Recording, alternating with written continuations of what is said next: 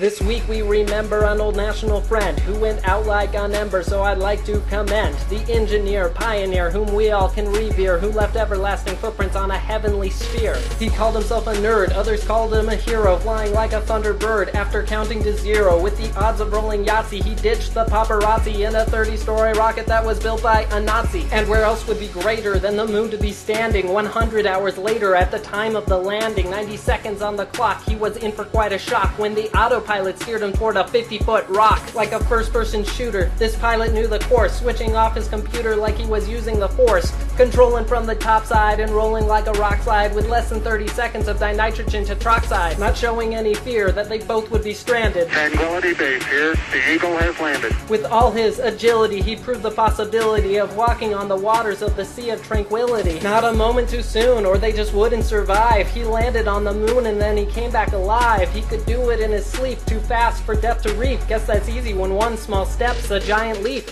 But nobody can outpace that one side effect of birth. The Grim Reaper stood in place while he went around the Earth. So from the Mercury 7 to the Apollo 11, we say goodbye to Neil Armstrong, the first man to reach heaven.